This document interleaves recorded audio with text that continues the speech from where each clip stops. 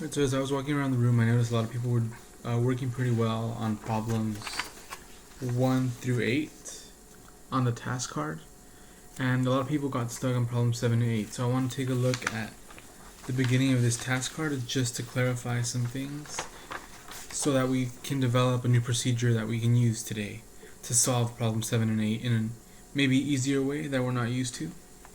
So let's focus our attention to problem number 1. Looking at Leo's generic rectangles, I want to specifically focus on the example for the upper right hand square, x times 2x. So here we're just finding the area of this regular rectangle, multiplying the length times its width, and we get a value of 2x squared, units squared. So we're going to be using this idea of area in our models today to answer some of the questions that people got stuck on for problem 7 and 8. So let's look at our building blocks that we're going to use today. The first one here is a unit square. You're all familiar with. This is just review in case some people have forgotten or haven't used these in a while. Here we have another tile with also a length or a width of 1 and a length of x, giving us an area of x. And lastly, a square with sides or side length x, giving us an area of x squared. So first we're just going to look at an example of a quadratic that is factorable, and then we're going to use these algebra tiles to model some of the other quadratic equations that we ran into in our problem set. Alright, so just looking at our first quadratic here, x squared plus x minus 42 equals 0. These are some quadratics that we already have some practice with. In terms of factoring, I want to look for two numbers whose product is negative 42 and whose sum is x. So I know 6 times 7 is 42, so it's going to be a combination of those two numbers, one being positive, one being negative. And you can check for yourself that if I FOIL out these terms, or I multiply and distribute each of these terms, I will find out that these two binomials have a product that comes out to x squared plus x minus 42.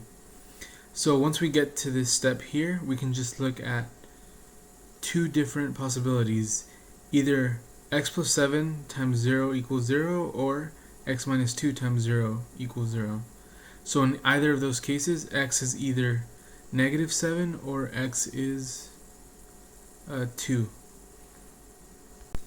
Alright, so hopefully that looks familiar to most of us. Let's look at another example. Good old x squared plus 2x plus 1 equals 0. So in your head you're probably thinking pretty easy, right? X squared plus 2x plus 1. We can just factor that down to x plus 1 times x plus 1. And we know that any number times itself is the same as that number squared. So we have x plus 1 quantity squared. Taking the square root of both sides, I didn't show my work here, but we'll get square root of 0 is 0, and then square root of x plus 1 quantity squared is just x plus 1, giving us a solution of x equals negative 1. Now I want to focus on this equation here and see how we can use this equation to create a perfect square, because that was part of our task, creating a perfect square.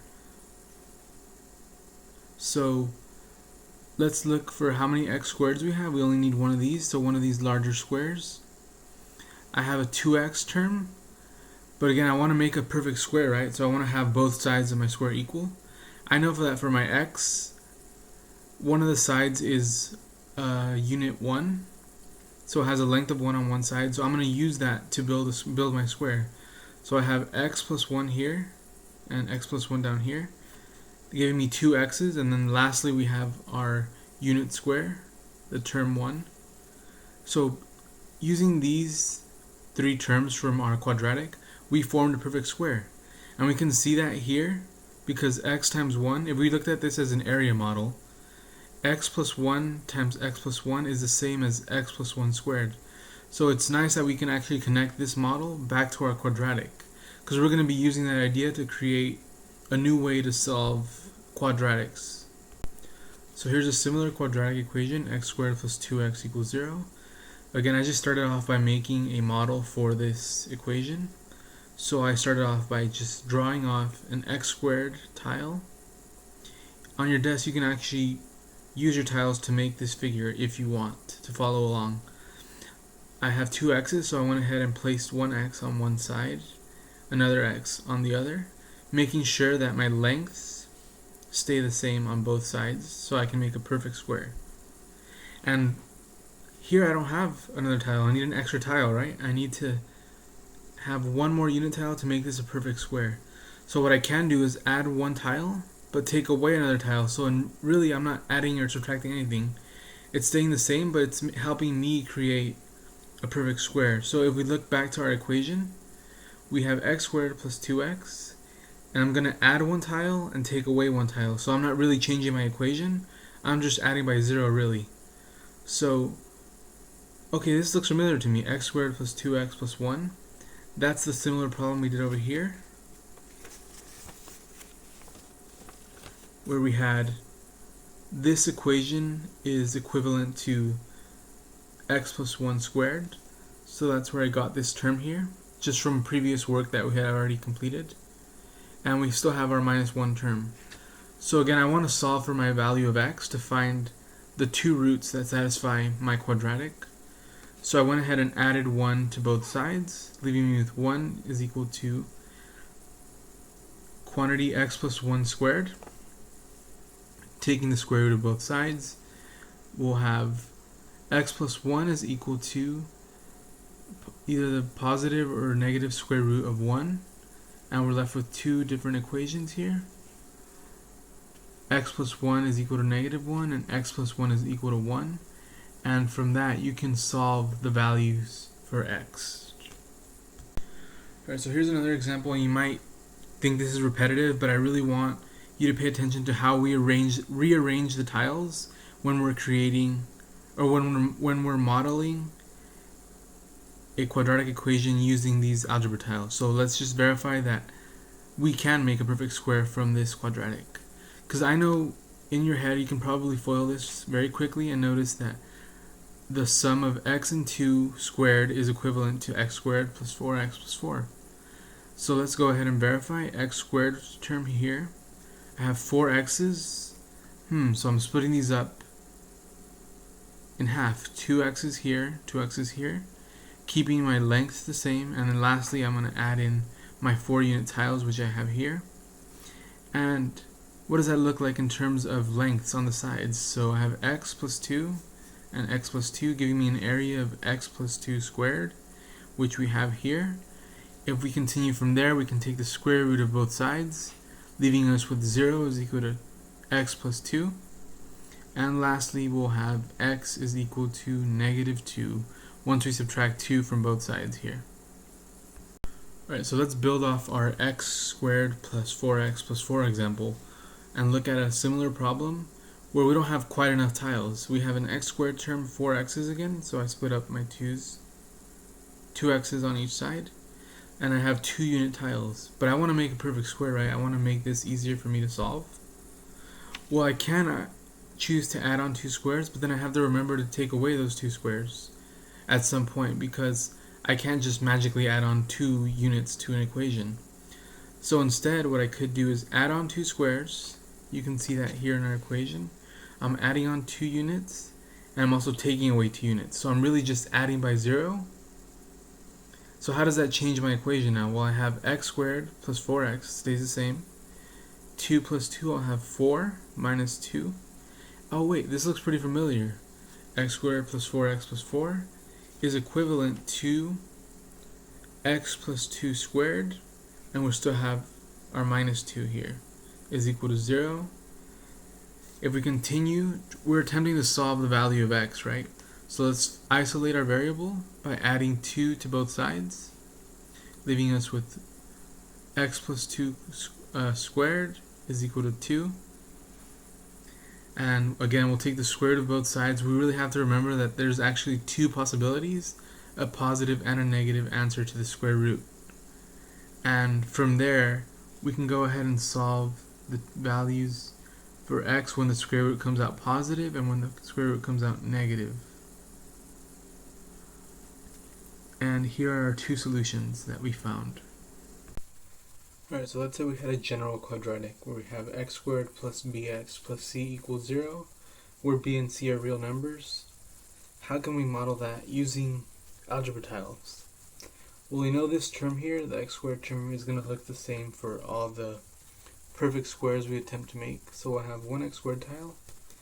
And what about bx? Bx is a little different, right? So far we only looked at examples where we have either a 2x or a 4x. Let's see how that plays out. So let's look at an example here, 4x. How did I split up my tiles? Well, I notice here I have 2x tiles here, 2x tiles here.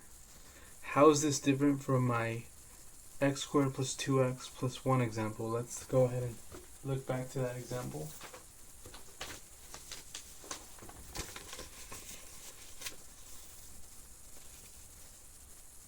Okay, so now instead of having 2 x's on one side, I have 1. So I'm taking the amount of x's I have and then dividing by 2. And that's the length of one of my sides. So 2 divided by 2 will just be 1. 1 on each side. Let's see if that pattern's true for this next one.